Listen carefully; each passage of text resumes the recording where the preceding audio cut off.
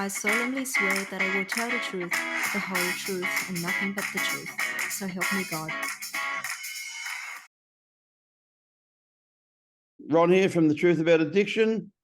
Welcome to another podcast. Welcome to another beautiful day. I've got a very special guest on here today, a young guy called Shannon, who I believe, and the reason I asked him to come on my show is because I believe he's doing good things, and I believe he's motivated in the right way. I believe he's got an honest desire to carry the message of recovery to the still suffering addict, and to me, that's my primary purpose. That's what I do. That's what I do. My job is to try to help someone, and plant seeds. So, welcome to The Truth About Addiction, Dan.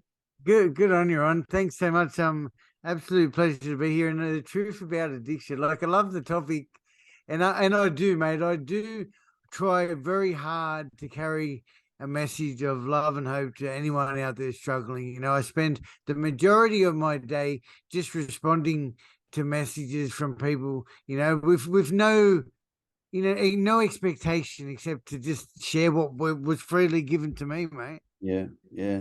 And the big word is share, Yeah, it is, isn't it? Yeah. I've got a saying, Danny. I say, when I was using, I was a human taking. I wasn't a human being. Now I'm a human being, Yeah, love it. Ron, yeah, that was me too, mate. I always had my head down, always. And funny you say that, because I remember I got cut to in my last recovery when I was in rehab. It was Christmas time, and I didn't get my Christmas present from the rehab. They were giving out towels, and I went and said to the manager, I said, I didn't get me towel. But I'm always want, But yeah, life's changed, mate. Yeah, no, exactly. All right, mate. Please tell us the Danny Shannon story, mate. Give us a little rundown on your life story. Yeah, sure, brother. Grew up out western suburbs. When I say western suburbs, I'm talking about Cabramatta. I went to primary school in Cabramatta, then I went on to secondary school at Fairfield. So definitely a product of like Cabra and Fairfield. And look, I had a pretty good, beautiful, loving mum, who I believe I learned all my values and morals of today. And I had this awesome dad who was also a bad crim, and just doing his best always. I learned all the bad shit off my dad. I learned all the good stuff off my mum. And I just, I say an awesome dad too, because he's a legend. Like, through all my jail, he was always there, so was mum. I mean, there was definitely years that went by where they had to put in their boundaries and sort of put me on the outer, because you got to look after yourself too. But anyway, my old man's nicknamed Shonky, and my mum was just this beautiful, loving mum who, bless her, I put her through hell, mate. Picked up drugs at a pretty young age, 14. Quickly escalated to heroin by 15, and then basically the next 17 years in addiction, mate. It's crazy, isn't it? Fuck, you got some resilience, mate. Yeah. You know what, Ron? Thank you for saying that. And because in the work we do, and I'm sure you get this a lot too, and I know a little bit about your story, but I often minimize my stuff. I think, and I really do. But then sometimes when I get to talk about it out like this, I think, yeah, you're right. I was fucking resilient, but sometimes I hear so many other horrific stories, and I think, my story's nothing, But still, it is. I am who I am. I love who I am, and I love sharing the message. So I'm always proud to sort of I just tell the truth, brother. Just tell the truth. Yeah. And as you know, there's an old saying: the truth will set you free. Yeah. Yes. And what do we want? We want freedom. Free. Yeah. We want freedom. Yeah. So you got on the smack, into crime.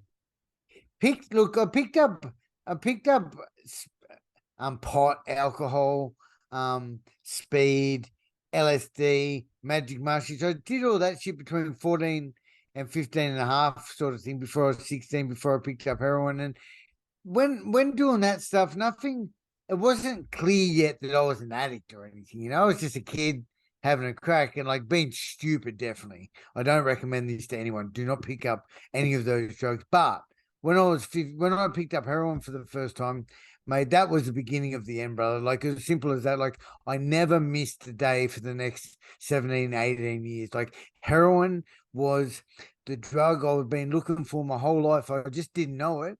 And when I think about my child, I don't identify as having a horrific childhood at all. I already said I had this beautiful, loving mum. Yeah. My dad was a crim. But one thing I do know is, mate, whether addiction is a disease, if it runs in the family, or whether you become an addict for this or that reason, one thing I know is I picked it up and I just never fucking stopped it. I just loved it, mate. That's Yeah. what I reckon. I just loved it, you know?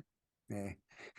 That's so nice because to me, you know, I've been working in recovery, you know, 42 years ago, I've first got clean, you know, and Wow. I'm 37 years clean in a couple of weeks. Wow. Congrats, mate. That's amazing. One Holy day at a shit. time, mate. And I'm one Yeah, shot one away, day at a and I'm time. one shot away from being a junkie. Hanji. I'm one shot away. Yeah. Fuck, you know. And Ron, like, I don't think people, and please correct me if I'm wrong, but people, like, we're in this recovery network and we see and we know all these people on the same journey as us. But I think a lot of people out there in the community, people who they see junkies or addiction and they're scared of it, and for good reason, of course, but I don't think they really realize, like, when we get clean, when we find recovery, like, we're just this tiny millimeter away from death again as well. Like, you could be 10 years clean and you could still be this close to being dead or back in jail and committing a crime that you're locked up for the rest of your life too. So yeah, you just reminded me of that, mate. Yeah. Yeah, it's a daily reprieve, and as you and I both know, we only do it on a daily basis. You know, I got a call early yesterday morning, and a young fellow I know who's, you know, heroin addict. I know his Yep. dad. His dad's been in recovery for as long as I have. Yeah. OD'd and died, you know, yesterday. Oh, And it's like, yeah. fucking hell, you know. And you just shake your head and you think, you know, but for the grace of God, there go I. And I use that word God really loosely because I don't know who my God is. Yeah, good. But Ron, I had a message yesterday from a fella who just died yesterday from a fentanyl overdose as well. And this, like, isn't it? So that's another thing. I don't think people realize out there, and they don't, because you wouldn't know. But it's because we're in recovery and we're enmeshed before these people. Like, people are dying every single day. That, yep, and you don't hear about it on the news because why would you? You know, like, another it's one. just another statistic. But people like you and I are really closely connected to that stuff. Yep. And I've got to say, like, yeah, it doesn't affect me the way people might think it would. You know, it's just like, this is our life, and my life is so precious to me. So I work hard every single day to keep what I have, mate. Yeah, man. And you know, as you said, you work hard. And this people don't understand that. No. I work hard. I say to people, they say, how did you stay clean for so long? I say, I worked hard. Yeah, cool. You It's know, true, isn't it? you know, Yeah, what do you call work hard? Well, I don't listen to my brain because my brain's where the liar and the thief lives. yeah. I have a spiritual advisor. Some people call him a sponsor. I call him a spiritual advisor. I've had the same spiritual advisor for 36 years and 10 Wow, and a half months. good But the stuff, same man. guy. And Yeah, the 5 years before that, that I was around 12-step programs, I never had a sponsor. I never listened to anybody. I didn't work the steps. I was getting 10 months, 12 months, 30 months of clean time up, but I hadn't changed. I hadn't same. worked the program, you know, I hadn't changed. And, you know, for me, recovery is about changing the way I think and changing the way I act and changing the way I react. You know, it's a reprogramming of the brain. You know, Ron, I've been on a lot of podcasts, right? The last say 2 years, and it's just struck me that this one, right? I've never spoken about the same kind of recovery as we're talking about right now, in this capacity. Like we're talking about 12-step recovery here, and it's funny, like, I've never actually it's one of those things that I often not steer away from, but I try not to plug too much. But I'm just noticing the feel of this stuff, and what you're talking is the same language I talk, you know. Mm. Yeah, so yeah, I just noticed that it's Yeah, a lot of people don't know about the 12-step fellowship. So I Yeah. love that we're talking about and giving people an opportunity to understand a bit about that stuff, the language we're talking here, you know? Exactly. My whole program is based upon results. I'm like you. I don't know if I was born with an affliction we call a disease, and the disease is I wasn't at ease with myself. It's got nothing to do with the medical disease. People say to me, "Why do you call it a disease?" I say, "Because I felt like I had rats eating my guts." I said, "How I can explain it? I felt like it's something inside of me trying to eat their way out." Yeah. You know, and that's why I used to try to fucking Cool. kill it with heroin and anesthetize it. But the trouble was the rat liked it.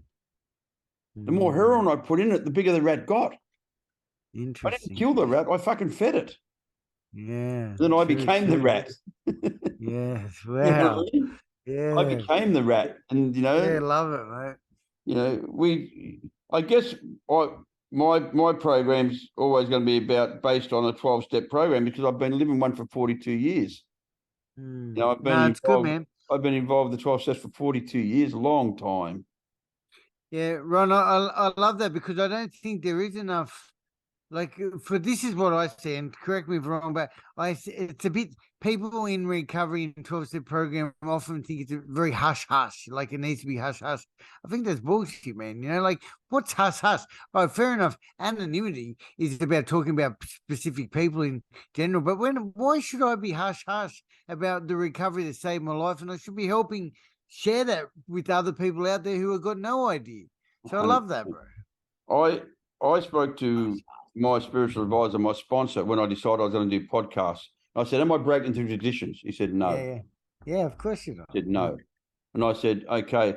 I said, "I'm going to start a podcast so I can reach more people to do the 12th step that I'm fucking trained to do, that I'm qualified to do, and that I love doing. And I don't really give a fuck about the haters, you know, because I'm here trying to save lives and trying to tell people there's a better way." Yeah, love what you're doing, mate. Good on you, Ron. Yeah, and you just mentioned the haters. Let's just tap on that for a quick second. Like, I don't know. I don't know if they're haters or what it is. People just, who knows? Like, what right do people have to say what I can do, what you can do? You know, like, anyway, this is it. And I love what I do as well. I love what you're doing. So let's keep doing it. They never used to drop their gear off around to me, so why should their opinion matter to me now? Yeah, 100. You know, they don't pay my rent. They don't fucking, you know, register my cars. They don't fucking put food on the table for my children. No. Mate, touching on kids, I tell you, see, I'm a little bit of a stalker, Danny. I'm very fussy who I ask to come on this podcast. Good. And I am. I'm really fussy, you know, and I just spoke to the team that I work with this morning, you know, and my wife's part of that team, and I have other professional people. And they say to me, "Oh, if they haven't got this many followers, you shouldn't have them on. You shouldn't have them." I said, "No, that's not who I am." Yeah. I said, "That's okay on some levels." I said, "But my level is if I believe the person's motivation is about love and kindness, I'll always have them on." Yeah. And I believe you're motivated by love and kindness. I really do. I believe. Thanks, man.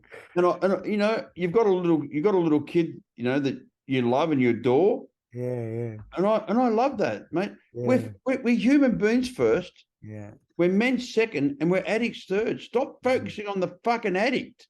Yeah. I'm a human being. Yeah, cool, man. Thanks. Yeah, Rod, I'm so blessed. Like I found, you know, like Amalia, my daughter, and my son too. You know, he's 21, and her. Like I found it's like we talk about recovery. You know, it's been clean off the drugs too, but it really is about finding happiness and living life to the fullest. And mate, I really get to do that. And I've got to say, like through my children is one of the ways I get the most joy, a joy that was never offered to me from heroin. That's for sure too, you know? Yeah. But yeah, thanks, man. It's something I'm really, really devoted to, mate. Big time, yeah. And I share it with others as well. Yeah, and that's what I love about it. Then you do share it with others. Thanks, brother. I have a daughter who's 15 years clean in recovery. Oh wow! Congratulations to her. She runs a detox unit. She's a head nurse of a detox unit. This recovery stuff is like the disease. It affects everybody around us. Like when we were using, the ripple effect affected everybody that we came near. And recovery is the same. Recovery ripples out like a stone on a pond, and it ripples out and it affects everybody around us, but in a positive way. Certainly does, mate. Recovery's got nothing to do with not using drugs. Recovery's got to do with working on yourself, Yeah. finding out who you are, finding out what your assets are, what your passions are, what your desires are, and then going for it. Yep. Because our greatest enemy, I put a post up yesterday, the boogeyman doesn't live under your bed, he lives in your head. Love it. You know, it's true. The boogeyman lives in our head, you know. You're not good enough, you're not worthy. Oh, you're a fraud. Oh, everyone's going to think this, or this is what's going to happen. That's a lie. Yeah. We've got no evidence to prove that that's the truth. Mm. Yeah, it's so true, man. And I love what you said too. Like recovery is about, it's not the drugs aren't the problem. It's living life on life's terms without the use of a drug. That's my problem, and that's Yeah. what I continue to work on a daily basis. And mate, I've got to admit, like, and this is just to give anyone a bit of hope too. Like, mate, I do it really well these days. Like life on life's terms it's not a struggle for me anymore. And I knock on wood when I say it because I'm not being cocky, but Yep. mate, life is so good. Like it has been for a long time. Yeah. Honestly, I'm going to ask you one question. Yeah. Have you got time to use? Yeah. Oh my God. I'm not interested at all. Like there's no triggers. People ask me that all the time, but no, well, never, mate. We're just talking about my kids, mate. Never. Who the fuck am I to put a nah? Even the thought of having a drug would be a hugest insult and disservice to my family, mate. Yeah. I hope to God it never happens. Right? I No, always say hope. I always say to people, you know, like these days, I haven't even got time. I wouldn't have the time to No use. way. That's why we never got nothing done when we used, because our whole life was revolved around the getting and using and finding ways to get more. And since I got clean, I'm still the same guy, but now I put my energy into motivational, positive, loving, kind, caring things. Sure. I'm still flat stick. Definitely, mate. I'm Yeah, sick. oh look, I don't stop. I Yeah. don't stop either. That's right. Mate, tell me about, I'll just touch this for the viewers. Tell me about your jail. Did you go to jail because of your addiction? Yeah, of course. First locked up, 16 in Cobham. I think it's for warrants or for writing body checks in my own name from an employer that I stole. Checks from I wrote out a check to Daniel Shannon and put it in my bank from there. You know, just a Major Jesus. crime. And back then too, if you had warrants, which I had many of them because I never did anything right. So they'll just like every $100 you spend a day in jail for. So it was only small, like 2-3 weeks, and you could get out as well if somebody paid it. But my family thought they'd teach me a lesson, which is valid, mate, because I wasn't going to learn anyway. So yeah, started there. Spent 18th birthday, I believe, in Parramatta jail. And mate, basically the next 10 years, I spent the majority of that between 18 and 28 locked up. Just on nothing major, mate, for me. The longest stint I did was 18 months. I did a couple of 12-month sentences, a bunch of 6-month ones, and a heap of time on remand. I just had the obsession and compulsion to get and use drugs. I would literally get out of jail, go straight to Cabra, and I'd be committing crime on the way. Yeah. You know, like it's just your garden variety addict, mate. You know. Do you remember the night before you'd get out, you'd think to yourself, I'll just have one?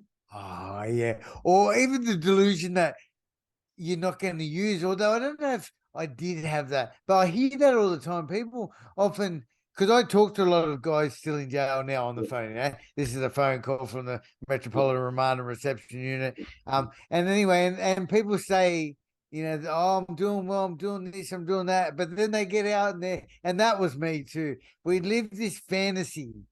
Well, I did, but I was usually on the methadone anyway in jail too. Yeah, anyway, never had that when I was around. It was it was messy. All my addiction was messy. All the jail was messy. Yeah, the obsession and compulsion to use just overruled me, mate.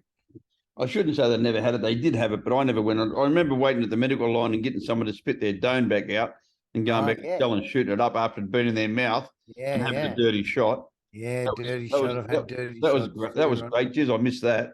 Oh, that actually reminds me. I should actually make a piece of content about the dirty shot. Yeah, mate. Oh, we forget about the dirty shot. That's the, Yeah, I that's the forgot best. about that. I've never That's the made best. any. I do a lot of content creating, you know. I do a Yeah. lot of, and like it brings lots of opportunities. But more than anything, people reach out all the time saying, "Fuck, Danny, your videos connect with me I love them. on this feeling." Like it's crazy how we just share the truth and how you don't need to say anything about recovery, but just Yeah. in doing that, it connects with people and makes people feel normalized almost, you know? I like what you're doing, mate. I know where you're coming from, and I like Thanks, what you're mate. doing. I'm really proud for you. I love seeing people have a go, and I love seeing Thank people you, change their life. Uh And I yeah. like seeing people who are sincere and genuine, and that's what I picked that up off you, mate. You know, I really, really appreciate it, it mate. sounds Look, terrible. I know you've been clean. How long have you been clean now? 12 years, is it? 13 years, 13. 4 months, and 17 days. Yeah. What a But move. who's counting, Rod? I am. I am. When people Yeah. don't know how long they've been clean, I think that's arrogant. Hey, oh, and it's a bit sus too, isn't it? Arrogant. I know exactly how long I've been clean, mate. Me too, mate. Look, I mean, it's something I keep close to me and just on that too for viewers as well. Like, yeah, like you and I, we know, like it's not hard to know how clean I am. I mean, it's something I talk about regularly as well on a daily basis. I just got to look up there at the date. I can see it's 17 days after the 15th of September. So that was my clean day, mate. Yeah. So yeah, it's important, bro. Yeah, mine's 36 years, 10 months, and 28 days, and 14 hours, and 12 minutes. Yeah, they're on. That's bad, bro. Wow, Yeah, man. man, I keep that there. Yeah, sure. I remember like hearing stories of that in my early days too, and feeling really far disconnected from it, and feel like not that I never thought it was possible. I believed you. I just never thought I could do that. And now I hear you say that. One thing that really strikes me is the most thing that strikes me is I wonder your level of serenity. Like if you're working a program like I am, imagine if I continue doing that for another 20 years.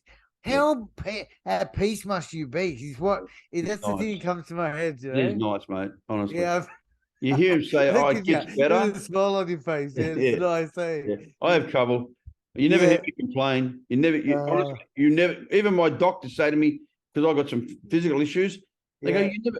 I was on the table getting a heart operation, getting a stent put in my heart, and the doctor said to me, they went to get, because I'm a smart ass. Yeah. And you're laying there naked, and they got a towel over, and she went to get the towel because they're going to put the catheter up inside your groin to go up into your heart.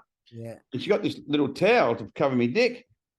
And I'm like, you're fully awake. You have no medication. I said, "Oh, you're going to need a bigger towel than that." And they all burst out laughing. And I said, "No, I'm only joking. Yeah. That little towel will do." And the doctor said to me, "You're very relaxed. Wow, You're very calm." I said, "Mate, honestly, what's worrying going to change? What's worrying going to change?" I said, "I'm in the best position I can be in. You're a heart doctor. Yeah. I'm on an operating table. You've got machines all over me. You know exactly what's going on." He said, "You know what? If you had a heart attack right now," he said, "I can save you. If you had a heart attack at home," he said, "I'd probably lose you." Yeah. Wow. And we started laughing. He just said, "I wish all my patients were like you."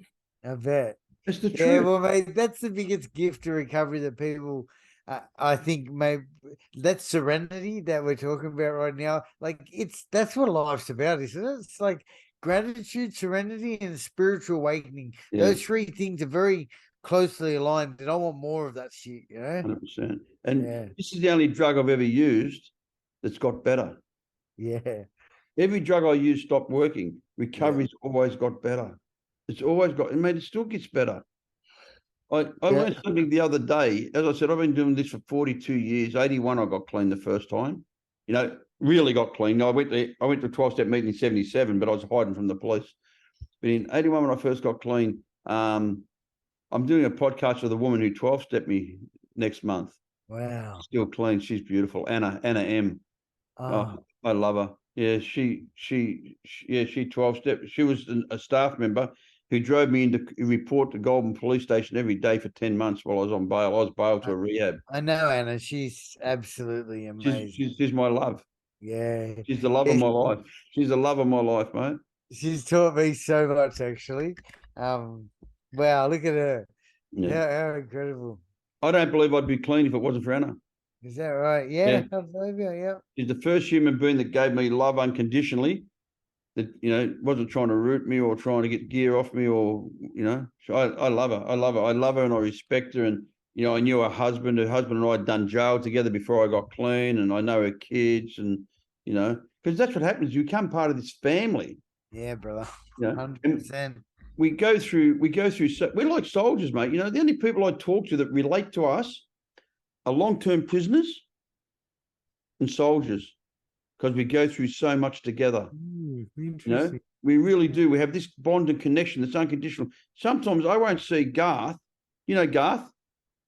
Yeah. Sometimes I mightn't see Garth for 6, 12 months, a year, and we ring each other. Hello, mate. Hello, mate. It's like we haven't stopped seeing each other. Yeah, well, our peers are so, like, that's one of those things about recoveries. Like, I might not be, like you just said, I might not see my peers that much, but there's this connection that you can't, it's like a relationship you can't build if you went through something together. It's an incredible thing, you know? I tell people in rehab, hang on to each other's hands, because you 6 guys there are going to help each other stay clean. Yeah, bro. My brother, who I call my brother, who I actually, the only person I use with that I know in the 12-step program that got clean, that's fucking sad when you think of like that. How many people did we use with, and how many are clean in the rooms with you? Not many. But I'm going down to stay with him I'm going down and hang out with him this weekend. And I'm actually seeing Russ this weekend too. But we've been mates for 44 years. We used together, then we got clean together. And he's the best man at my wedding, the godfather to my kids, you know, and he's been clean now for nearly 40 years. Wow. Yeah. And that bond just doesn't change, man. Yeah. And as I said to you, the only thing I related to is when I spoke to soldiers who have been to Iraq and that together, and they talk about the bond, and blokes who've done, see, I've done big lagons, you know, last one I did was 8 years. That's a long time, mate. And I was in recovery. Yeah. That was horrific. That was a horrific game. But you know what, mate? I stayed clean and I helped a lot of people. So my higher power, whoever it is, had a purpose for me. For sure. I don't believe I got pinched because I did the crime. I'd done a million crimes and not got pinched. Yeah. You know, it was my higher power's way of saying, okay, snap out of it. You need to go and have some time out so you can think about who you are. Yeah. I did. I went and spent 8 years of studying the basic text, the Steps Working Guide, all the 12-step literature from every program, read the Bible, read the Quran, fucking Wow, man. all that stuff, read everything because I just wanted to, because I had to find a spiritual awakening. Then I went to Jerusalem, walked the path of Jesus. I've been to India, all those places. And then I found out, it's really funny, I went to Buddhism. What I was looking for was inside me all the time. Let's go, bro. You know, the higher power I was looking for was inside me the whole time. And it was called good heart. Yeah, I was speaking to Russ a lot for his last leg, and like he used to ring me often on a weekly basis almost. And I know he was doing a very similar thing, like he was studying this and studying that and starting to help people, and it reminds me of that. And so it's no coincidence that you two are mates, you know, exactly, along the same path. He's a funny bug. He calls me the Pied Piper of recovery. Yeah, right. He said, wherever you go to, he said, everyone gets clean. Yeah, just wherever you go, he said, everyone gets clean, you know, because I'm passionate like you are. Yeah. Thanks. Yeah, you're passionate, mate. I love it. I love it. I love your little fucking, 1 minute things on Instagram. Thanks, I love them. I think they're fucking great, you know. Yeah. At first I was looking at them, I'm thinking, this is fucking weird. And the more I watched them, the more I understood the message. Yeah, cool. The more I watched it, the more I understood the message. It was like, yeah, okay. Because Anna used to say to me back in 1981, Ronnie, you need to hang loose and be a goose, because everything was so intense. You know, you spend a long time in prison, you don't have much humor. Yeah, true. What are you looking at, cunt? No, that's right. You know, if you got something, you're getting on, I'm your mate. If you're not getting on, fuck off, because I don't want to share with you. because it's too hard to get, you know. And I came from prison straight to rehab, so I came with a jail mentality, and she gave me the thing that I love the most in recovery: the therapeutic value of one addict helping another. It's without parallel. So simple. That's a big word. Yeah, it is, mate. And yeah, there's nothing else quite like it, mate. Like you say. And that's why you're touching so many people, because you're authentic and you're genuine. And I respect that in you, Danny. I really do, mate. I'm not here to blow wind up your ass, mate. And as I said to you, I'm very, very fucking selective of who I want to talk to, because, mate, I haven't got time. Yeah. I haven't got time for bullshit. I haven't got time for piss and dribble. I got time for, mate, this is recovery. This is fucking, this thing rocks. This is the shit, you know, like, man, you know, like not dropping names, but TikTok Gary, you know, talking about being a hope dealer, not a dope dealer, you know, and the hug cartel and all that stuff. That's all good stuff. That's all good stuff. And you can make it as corny and as you like, but the reality is you guys are having a go. Yeah. No, TikTok Gary's an absolute legend, but he's got a really good following, a really good family, and like all he's doing is just sharing a bit of hope and just the truth, man, and people connect with that, like you just said, on that authentic level, and it makes people feel a part of a family.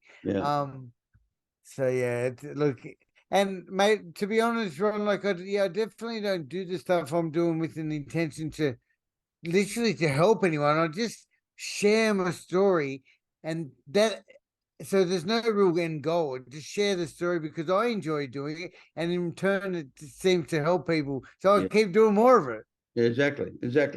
I just think, you know, as long as we're not out there trying to hurt people and, you know, rob people and all that stuff, whoever our higher powers are, if you're working the program, which I do work, I came to an understanding many years ago about not praying for anything, because the first step told me to hand my will and my life, or the third step told me to hand my will and my life over.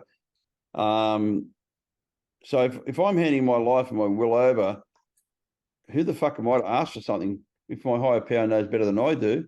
I don't have to ask for anything because he already knows what I want. He knows what I need. I love that, Ron. I actually really believe in that too. I'm the same. I just say thank you, mate. Me too. Every night for 42 years, I've said, please. Yeah. I have. For 42 years, that's the thing I've done religiously. Even I used, even I relapsed. Yeah. I still said, please help me stay clean and sober for the next 24 hours. Yeah. And some days he couldn't help me because I couldn't help myself. I'm very much the same, bro. You know, my journey has been one of turmoil and pain when I'm in control. Yeah. When I'm in surrender, my life is so beautiful. Yeah. And you know yourself, Danny, the things that come easy are your higher powers will. It's hard for people to get their head around some of that stuff, Ron, until you experience it too, isn't it? Like surrender, surrender to win, like when we throw in the towel is when we win, like it's a hard thing. But you have to go through it to be able to experience it, and you've got to be fighting it to be able to, go through it, I guess. Yeah. And then as we know, and as you know, the more I give, the more I get. Yeah. It's so contradictory. You only care what you got by giving it away. I used to hear all that stuff and think, what the fuck are they talking about? Yeah, brother, 100%. And now now they all ring true, eh? All the cliches. All the cliches. Now you live them, and it's like, wow, how nice is this, And So what's your? Oh, you've started the company, haven't you? Yeah, mate. I turned 6 years clean. Back in 2015, 2016, and I was sitting at my desk, full of gratitude, talking about feeling some of the stuff we're talking about right now. And I thought to myself, I wonder what I was like when I entered rehab. Like I forget, like we always talk about the early days, but I didn't really connect with how I actually felt. And I thought, I'm going to record a video to myself for my 10-year milestone, which was very ambitious at the time because we talked about it being a daily program. But there's nothing wrong with setting goals as well. So I recorded I did a little bit of research on some questions you might answer when talking to the future you, and I started the camera rolling. I had a video camera and I started talking, and then immediately I noticed this really beautiful, unique therapeutic process. This is me talking to my future self. It was unlike anything I'd ever done before. And I also thought, wow, this would be an amazing tool to give to the clients at the service I worked at, letting people document where they are today, capturing the essence of who you are, and send a message of love and hope to their future self. And that's exactly what I started doing. I captured a couple of hundred videos of different clients, and the feedback was amazing, which launched me to start a business called Encapsulator, a video time capsule platform allowing individuals to record and document their hopes, their dreams, their fears, and their future aspirations, and lock that away securely into our time locked vault, waiting to be discovered at a date that you choose in the future. Right? That's my bit of a pitch just come out then. But that's like, I tell it so rawly because that's exactly what happened, and that's how it came about, brother. Man, our story is our story. Yeah, it is, mate. It is. I don't embellish it. I don't fucking leave bits out. I don't add bits on. No. It is what it is. And if you can't cope with it, unlucky. Too not bad. Not my problem. Not my problem, mate. You know what people think of me is none of my business. I love it. You know? So, mate, that's what happened. And look, the feedback's been amazing. I've been really lucky to start sharing my stories of recovery. Back in, say, 2016 or 17, I started doing this, but I did it because I was trying to talk about encapsulating my business. And through doing that, I've done both. I've been able to start sharing stories of recovery, and also get Encapsulator out there into the world. Like, I've actually had interviews, some big interviews and podcasts from all over the world, where I've talked about it too. So we're still chipping away at it, bro. It's I've come a long way. I've got a long way to go, Ron. Everything starts as a dream, mate. Yes, mate. Everything starts as a dream. You know, everything starts as a thought, a dream, and you know, I've been saying all my life I'm going to write a book. My whole life I've been saying I'm going to write a book, and I was always, and I couldn't read or write. You know what I mean? Because I'm illiterate. I couldn't read or write when I went to jail, and then I learned to read and write. And anyway, cut a long story short, last sentence I wrote a book, and now I'm getting it rewritten at the moment, and we'll get it published in August this year. And congratulations, that's wonderful. So you actually wrote the thing yourself, huh? Yeah, mate. Yeah, I wrote it myself. Now I've got John Killick rewriting it. You know, putting into chapters and putting into all the right places. But I'll just sit there. I got a bunch of photos. There's a photo of me. Wow. In the MTC with a habit. Yeah. I was Boxing Day, stoned. Oh, fucking don't know what year, 1979, something like that. So whatever that was, you know, I was 24 years of age there. Wow, man. And, you know, that's a really good photo, actually. I got a bunch of photos here. Photo. Yeah, cool. So they're all going in the book, are they? They're all going in the book, yeah. Of course. And some of my that guy there was Johnny Famishon. He was the world champion boxer, Australian. Wow. I grew up with him, and yeah. So these were. I'm getting all this stuff ready to take down to John tomorrow. That's why it's on my table, and it's yourself when you do that encapsulator thing of yours. It blows your mind, you know, how far we've come. Bro. Yeah, it does. So many things about what I'm doing really does blow my mind. Like, of course, we get used to it because we tell our story on a regular basis. But, mate, the gratitude I have for where I was and where I am now. And I love to always tell people to dream big too, you know, because but like we can, in recovery, we can do anything. I won't say in addiction, because in addiction it was pretty much the same story every day. But in recovery, I can do whatever the fuck I want, Ron. Yeah. And I can, and I do. Yeah. And you know what? I say to people every day, you only have to give up one thing to gain everything. Yeah. You only have to pick up one thing to lose everything. Yeah. And I try to explain to people, please don't think anyone's a big shot, because everyone's one shot away from being a junkie. You know, and people hate it when I say that. I say it all the time. You know, there's no big shots. Everyone's one shot away from being a junkie, you know. I like that one. I have heard that before. That's really good, Ron. Good stuff. Please don't put people on pedestals, because, you know, the higher you put them, the further they're going to fall. You know? Yes, another good one. Yeah, you know, like I should. I got a joke. I got a young guy I 12-stepped about 18 years ago. He's been clean, and he says I have lots of one-liners, and he reckons he writes them all down, and when I die, he's going to post a book saying they're his. Yeah. Yeah, I love the one-liners. Yeah. We pick up so many, and Yeah. they are actually so powerful. You know, They are, mate. I love it. There, you know, because I said to someone yesterday, today's roosters, tomorrow's feather duster. That's an old AA. That's an old AA saying. They say, the bloke walking around the meeting, like he's today's rooster, and tomorrow he's fucking using. He's drinking. That's fucking good, man. Yeah. Today's rooster. Wow, that's three I haven't heard before. That's really good, Rod. Yeah, but I'll send you a copy of all these things. Yeah, I want the book. Yeah, no, I'm really privileged to have you on, mate. And if there was one thing you could tell the listener, what would it be, brother? Yeah.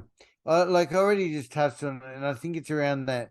Don't ever give up, because look, I spent 17 years longer, but in active addiction, the pain, hurt, and misery, and also the good times. Don't get me wrong, like my rock bottom went for a solid 13 years, and that was while I was on the methadone, because I was just filled with this I was just constantly stoned, so it was all good and it was all shit, but one thing, the seed had been planted through detox, maybe back when I was 18 at McKinnon Unit or Exterior Lodge back in the day. And I remember that maybe, recovery would be possible for me one day. And I never gave up, mate. And I always sort of had a little bit of a go. And I feel like one day the stars and planets aligned for me, because I was already knew of a better way. And that day I made a different decision. I didn't pick up the next drug, and one day at a time, one foot in front of the other, I've continued to